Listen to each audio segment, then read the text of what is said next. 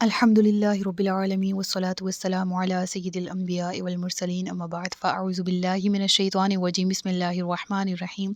یا رب لک الحمد کما ینبغی لجلال وجہک وعظیم سلطانک رب اشرح لی صدری ویسر لی امری واحلل عقدۃ من لسانی یفقہوا قولی رب زدنی علما۔ السلام علیکم ورحمۃ اللہ وبرکاتہ۔ پارہ نمبر 26 سورۃ الحجرات، اردو ترجمہ اور تفسیر۔ گزشتہ اسباق میں اس کا ابتدائی تعارف ہم نے پڑھ لیا۔ آج کے سبق میں آیت نمبر 1 سے آغاز کر رہے ہیں، جس میں اللہ رب العزت ارشاد فرماتا ہے، یا ایہا الذین آمنوا لا تقدموا بین یدی اللہ ورسولہ واتقوا اللہ ان اللہ سمیع علیم۔ اے ایمان والو، اللہ اور اس کے رسول سے آگے نہ بڑھو۔ اللہ اور اس کے رسول سے آگے بڑھنے سے کیا مراد ہے؟ یعنی جو احکامات رب العالمین کے نہیں ہیں، یا جو اقوال اور افعال اور تقاریر رسول اللہ صلی اللہ علیہ وآلہ وسلم سے ثابت نہیں ہیں، ان کو نہ کیا جائے۔ ٹھیک ہے، اس سے ریلیونٹ سب سے پہلے شان نزول دیکھ لیتے ہیں۔ شان نزول کے اعتبار سے مختلف روایات ہمارے سامنے آتی ہیں، اور بعض روایت کے مطابق ان میں سے ایک ہے کہ حضرت عائشہ صدیقہ رضی اللہ تعالیٰ عنہا سے یہ بات مروی ہے کہ بعض لوگ جو ہیں وہ رمضان المبارک کا مہینہ آنے سے ایک دن پہلے ہی روزہ رکھنا شروع کر دیتے تھے۔ ان کے بارے میں آیت نازل ہوئی اور حکم دیا گیا کہ روزہ رکھنے میں اپنے نبی کریم صلی اللہ علیہ وآلہ وسلم سے آگے نہ بڑھو۔ اس حوالے سے ایک اور روایت بھی ہے کہ کچھ لوگوں نے عید الاضحیٰ کے دن رسول اللہ صلی اللہ علیہ وآلہ وسلم کے قربانی کے فعل سر انجام دینے سے پہلے ہی قربانی کر لی، تو حکم نازل ہو گیا۔ لیکن یہ حکم اپنے اندر عمومیت رکھتا ہے، یعنی عام ہے۔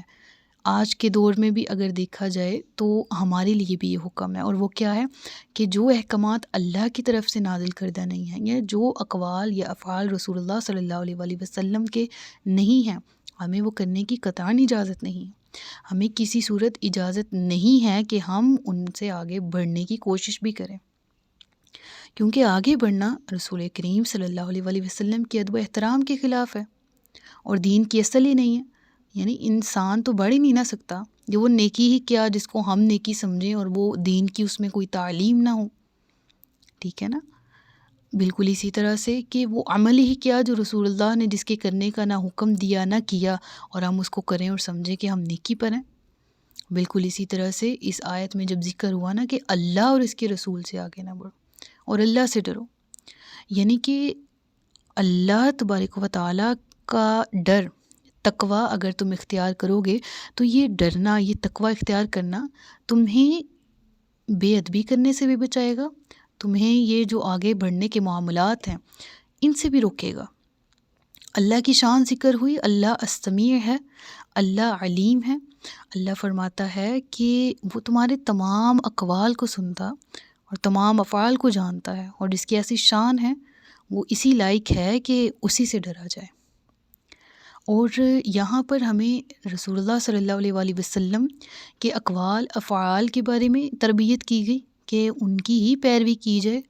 ان سے نہ کم نہ زیادہ کوشش کی جائے۔ ہاں، کم پہ تو ہم ساری عمر رہیں گے، ہمیں پتہ ہے ہم اس طرح سے کامل نہیں ہو سکتے جیسے رسول اللہ پیکر تھے، کاملیت کا پیر کامل تھے، لیکن ہم کوشش ضرور کر سکتے ہیں۔ ہاں، آگے بڑھنے سے منع کیا گیا کیونکہ نہ تو بڑھ سکتے ہیں اور نہ ہی ایسی کوشش کر سکتے ہیں، اور نہ ہی یہ کوشش کرنا ہی ہمارے لیے جو ہے وہ جائز قرار دیا گیا۔ اور اسی سے ریلیونٹ اگلی آیت میں بہت خاص حکم آتا ہے،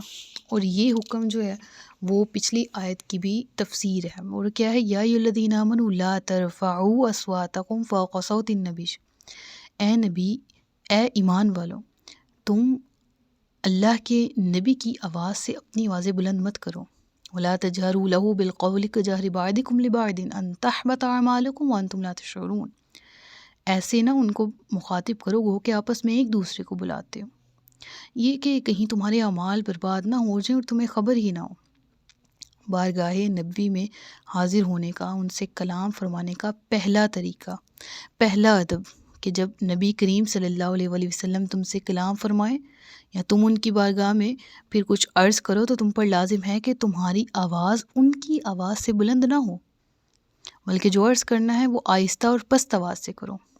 اور پھر دوسرا ادب بھی اسی آیت میں ذکر ہے کہ وَلَا تَجْهَرُوا لَهُ بِالْقَوْلِ كَجَهْرِ بَعْضِكُمْ لِبَعْضٍ أَن تَحْبَطَ أَعْمَالُكُمْ۔ دوسرا ادب بھی ذکر ہوا کہ ان کو پکارنے میں ادب کا ایسا خیال رکھو کہ ایسا نہ ہو جیسے آپس میں ایک دوسرے کو نام لے کر پکارتے ہو، اس طرح نہ پکارو، بلکہ تمہیں جو عرض کرنا ہو وہ ادب اور تعظیم اور توصیف و تکریم کے کلمات اور عظمت والے القابات کے ساتھ عرض کرو۔ رسول اللہ صلی اللہ علیہ وآلہ وسلم کہہ کر مخاطب کرو، حبیب اللہ کہہ کر مخاطب کرو، نبی اللہ کہہ کر مخاطب کرو، کیونکہ ترک ادب سے نیکیوں کے برباد ہونے کا اندیشہ ہے اور اس کی تمہیں خبر بھی نہیں ہوگی۔ اس حوالے سے مختلف روایات ہمارے سامنے آتی ہیں کہ اس آیت کا شان نزول کیا ہے، آیا کن حالات میں یہ آیت کا نزول ہوا اور آج کے دور میں اس سے ہمیں کیا اسباق ملتے ہیں۔ اور ان تمام روایات کا لب لباب یہی ہے کہ بہت سے ایسے واقعات ذکر ہوئے ہیں کہ رسول اللہ کی بارگاہ میں کچھ صحابہ کرام آپس میں گفتگو کرتے ہوئے اونچی آواز سے ایک دوسرے سے بول پڑے، اور ذکر ہوا کہ نہیں، کچھ روایات میں آتا ہے کہ یہ آیت تب نازل ہوئی کہ جب منافقین رسول اللہ صلی اللہ علیہ وآلہ وسلم کی بارگاہ میں موجود ہوتے تھے اور اونچی اونچی باتیں کرتے تھے، اونچی اونچی مخاطب کرتے تھے، تاکہ جو نو مسلم ہیں، جو نئے نئے ایمان والے ہیں، ان کو کون سا دین کی اتنی باریکیوں کا ادب و احترام کا پتہ ہے، تو وہ بھی ہماری پیروی میں اونچی بولنا سیکھ جائیں گے اور اونچی کلام کریں گے۔ تو پھر حکم ہوا، آیت نازل ہو گئی اور اس پر مسلمانوں کو بارگاہ رسالت میں آواز بلند کرنے سے منع کر دیا گیا تاکہ منافق اپنے مقصد میں کامیاب نہ ہوں۔ کون سا مقصد؟ کہ ہمیں دیکھ کر یہ مسلمانوں کو بھی آواز اونچی کرنے کی عادت پڑ جائے گی، ٹھیک ہے۔ اور اسی حوالے سے یہاں پر ذکر کیا گیا کہ یا ایھا الذین آمنو، خاص طور پر اہل ایمان کو ذکر مخاطب کیا گیا اور پھر تنبیہ کی گئی کہ اپنی آوازوں کو بلند نہ کرو، ایسے نہ رسول اللہ کو پکارو جیسے آپس میں ایک دوسرے کو پکارتے ہو، یوں نہ ہو کہ تمہارے اعمال برباد ہو جائیں اور تمہیں اس کی خبر بھی نہ ہو۔ اور اس حوالے سے کیونکہ یا ایھا الذین آمنو سے ابتدا ہے، تو ایک اور روایت ہمارے سامنے حضرت عبداللہ بن عباس، رسول اللہ صلی اللہ علیہ وآلہ وسلم کے چچا عباس کے بیٹے، ان سے مروی ہے۔ آپ فرماتے ہیں کہ یہ آیت حضرت ثابت بن قیس بن شماس رضی اللہ تعالیٰ عنہ کے بارے میں نازل ہوئی۔ وہ اونچا سنا کرتے تھے، ان کی آواز بھی اونچی تھی اور بات کرنے میں آواز بلند ہو جایا کرتی تھی۔ بعض اوقات اس سے حضور اقدس صلی اللہ علیہ وآلہ وسلم کو اذیت بھی ہوتی تھی، اس لیے حکم نازل ہو گیا، حکم ہوا کہ آوازوں کو بلند نہ کرو۔ اور یہ حکم آج ہمارے لیے بھی بالخصوص ہے، جب رسول اللہ کا ذکر آئے، جب ان کی بات ہو تو ادب و احترام کے ساتھ ان کا نام لیا جائے، ادب و احترام کا اظہار کیا جائے۔ اور یہ آیت آج بھی روضہ رسول پہ ایک بڑے نقش و نگار کی صورت میں ہمیں دکھائی دیتی ہے، دروازے کے اوپر مکمل طور پر یہ پوری آیت کو نقش کیا گیا ہے۔ آج بھی اگر روضہ رسول پہ حاضری ہو تو وہاں بھی درود و سلام کے تحفے جو پیش کیے جائیں، وہاں بھی آواز کا، اس کی پستگی کا خیال رکھا جائے، اور وہاں بھی جب حاضر ہوں تو مکمل ادب اور آداب کے ساتھ۔ اور قربان جاؤں اپنے صحابہ کرام علیہم الرضوان پہ کہ انہوں نے جب یہ آیت کا نزول سنا تو اس قدر محتاط ہو گئے کہ حضرت ابوبکر صدیق رسول اللہ سے فرماتے ہیں کہ اللہ کی قسم آئندہ میں آپ سے سرگوشی کے انداز میں بات کروں گا۔ اللہ اکبر۔ اور ایک اور روایت ہے کہ حضرت عبداللہ بن زبیر فرماتے ہیں کہ یہ آیت نازل ہونے کے بعد حضرت عمر فاروق رضی اللہ تعالیٰ عنہ کا یہ حال تھا کہ آپ رسول کریم صلی اللہ علیہ وآلہ وسلم کی بارگاہ میں بہت آہستہ انداز میں بات کرتے تھے، بہت آہستہ آواز میں بات کرتے تھے کہ بعض اوقات نبی کریم صلی اللہ علیہ وآلہ وسلم کو بات سمجھنے کے لیے 2 بار پوچھنا پڑتا تھا کہ کیا کہتے ہو۔ اللہ اکبر۔ اس قدر ادب اور احترام اور آیت کا اس قدر اثر، یہ ترمذی کتاب و تفسیر کی یہ حدیث ہے 3277، جس میں یہ ذکر ہے حضرت عمر فاروق رضی اللہ تعالیٰ عنہ کا کہ اس قدر انہوں نے اس آیت کو اپنی زندگیوں پر اپلائی کیا اور رسول اللہ کی بارگاہ کا ادب اور احترام کیا۔ پھر اگلی آیت میں ذکر ہوتا ہے کہ ان الذین یغضون اصواتهم عند رسول اللہ اولئک الذین امتحن اللہ قلوبهم للتقوی۔ پہلی آیت میں دیکھیں ذکر ہوا کہ اس سے تمہارے اعمال ضائع ہونے کا، یعنی پروبیبلٹی، تم یہ صورتحال کریٹ کر دو، رسول اللہ کی بارگاہ کا ادب اگر تم ملحوظ نہیں رکھتے تو تمہارے اعمال سارے برباد ہو سکتے ہیں۔ اور یہاں کیا ذکر ہوا کہ ایسا شخص جو اللہ کے نبی کی بارگاہ کا ادب ملحوظ میں رکھے،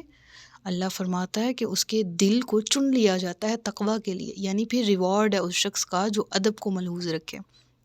پہلے تنبیہ کی گئی، گو کہ اب خوشخبری والا یہاں انداز اپنایا گیا کہ جو لوگ اللہ اور اس کے رسول کے پاس اپنی آوازیں نیچے رکھتے ہیں، یہی وہ لوگ ہیں کہ جن کے دلوں کو اللہ نے پرہیزگاری کے لیے پرکھ لیا ہے، ان کے لیے بخشش اور بڑا ثواب ہے۔ اور اس سے ہمیں یہی سیکھنے کو ملتا ہے کہ جس طرح دیگر صحابہ کرام تھے، جس طرح میں نے ذکر کیا ابو بکر کا، عمر کا، کچھ دیگر صحابہ کرام علیہم الرضوان، بہت احتیاط لازم کر لی تھی انہوں نے کہ رسول اللہ کی بارگاہ میں وہ آواز ان کی کبھی غلطی سے بھی بلند نہ ہو۔ بہت پست آواز میں عرض کیا کرتے تھے رسول اللہ سے، اور ان حضرات کے حق میں آیت نازل ہوئی اور ان کے اس عمل کو سراہتے ہوئے اللہ نے ارشاد فرمایا کہ جو لوگ ادب بارگاہ رسول صلی اللہ علیہ وآلہ وسلم کی تعظیم کرتے ہیں، اللہ تبارک و تعالیٰ نے ان کے دلوں کو پرہیزگاری کے لیے پرکھ لیا ہے۔ مراد کیا ہے کہ ان میں موجود پرہیزگاری کو ظاہر فرما دیا ہے اور ان کے لیے آخرت میں بخشش اور بڑا ثواب ہے۔ کیونکہ ذکر ہوتا ہے آیت نمبر 4 دیکھیے گا، ان الذین ینادونک من وراء الحجرات اکثرهم لا یعقلون، یعنی بنو تمیم کے قبیلہ تھا، اس کے چند لوگ تھے جو دوپہر کے وقت نبی کریم صلی اللہ علیہ وآلہ وسلم کی خدمت میں پہنچے۔ اس وقت نبی کریم صلی اللہ علیہ وآلہ وسلم آرام کر رہے تھے، تو وہ لوگ حجرے کے باہر آئے، حجروں کے باہر سے رسول اللہ کو پکارنا شروع کر دیا، یا محمد اخرج علینا، یا محمد اخرج علینا، تو یعنی اے محمد باہر آئیے، ہم پر ظاہر ہوں، نکلیے، ہمارے پاس آئیے۔ انہوں نے یہ صدا بلند کرنا شروع کر دی تھی۔ تو حضور پرنور صلی اللہ علیہ وآلہ وسلم باہر تشریف لاتے ہیں اور ان لوگوں کے بارے میں یہ آیت نازل ہوتی ہے اس وقت، اور رسول کریم صلی اللہ علیہ وآلہ وسلم کی جلالت شان کو بیان فرمایا گیا، ذکر کیا گیا کہ ان کی بارگاہ میں اس طرح سے پکارنا جہالت اور بے عقلی ہے، لہٰذا یہ تم نہ کرو۔ وَلَوْ أَنَّهُمْ صَبَرُوا حَتَّى تَخْرُجَ إِلَيْهِمْ لَكَانَ خَيْرًا لَهُمْ۔ وہ کہتے تھے نا کہ ہم پر اخرج الینا، تو اس کے جواب میں ہوا کہ وَلَوْ أَنَّهُمْ صَبَرُوا حَتَّى تَخْرُجَ إِلَيْهِمْ لَكَانَ خَيْرًا لَهُمْ، یعنی اگر وہ صبر کرتے یہاں تک کہ تم ان کے پاس خود تشریف لے آتے تو ان کے لیے بہتر تھا، اور اللہ بخشنے والا مہربان ہے۔ یعنی ذکر ہوا کہ صدائیں لگانے کے بجائے، پکارنے کے بجائے ان کو انتظار کرنا چاہیے تھا، یہاں تک کہ حضور خود ہی بنفس نفیس اپنے حجرے سے باہر تشریف لا کر ان کی بات سنتے اور ان کی جو بھی بات تھی، جو بھی مدعا تھا وہ سنتے، جس مقصد کے لیے وہ آئے تھے، تو بہتر تھا کہ وہ انتظار کرتے۔ اگر وہ اپنے اوپر لازم کر لیتے ادب کو، ان کے لیے یہ بہتر تھا، اور جن سے یہ بے ادبی سرزد ہو گئی ہے اور اب حکم نازل ہو گیا ہے، تو اللہ فرماتا ہے واللہ غفور الرحیم، اور وہ سچے دل سے توبہ کریں، اللہ بخشنے والا اور مہربان ہے۔ یعنی حکم آ گیا اب کہ کیونکہ وہ بھی بنو تمیم کے کچھ لوگ تھے، مسلمان ہی تھے، اور رسول اللہ کی طرف آئے، ان کا مقصد تو کچھ اس طرح کا بے ادبی کا نہیں تھا، لیکن اللہ کی بارگاہ میں اس کو بھی منع کر دیا گیا، اور اللہ نے حکم نازل کر دیا کہ میرے نبی کو یوں نہ پکارو حجرے کے باہر سے۔ تو پھر یہ حکم آیا ہے تو اللہ فرماتا ہے کہ ہاں اب جس نے ایسے پہلے کر لیا اور اب اپنے گناہ پر، اپنی اس حرکت پر، عمل پر شرمندہ ہے، تو اس کے لیے اس کی جو شرمندگی ہے، اس کے طفیل، وہ جو سچی توبہ وہ کر رہے ہیں، اللہ اس توبہ کو قبول فرمانے والا ہے۔ آیت نمبر 5 تک ادب و احترام کے حوالے سے ہمارے پاس آیات موجود تھیں۔ آیت نمبر 6 سے معاشرتی زندگی کے حوالے سے بہترین اصلاحی طور پر احکامات کا ذکر ہے، انشاءاللہ نیکسٹ اسباق میں پڑھنے کی کوشش کریں گے۔ اللہ تبارک و تعالی ہم سب کو علم نافع اور عمل خیر کی توفیق عطا فرمائے۔ صدق اللہ العلی العظیم و صدق رسولہ النبی الکریم۔ سچ فرمایا اللہ نے جو عصمت والا ہے۔ اپنا بہت سا خیال رکھیے گا، مجھے دعا میں یاد رکھیے گا۔ تاجدار ختم نبوت، زندہ باد پاکستان، پائندہ باد۔ السلام علیکم ورحمۃ اللہ وبرکاتہ۔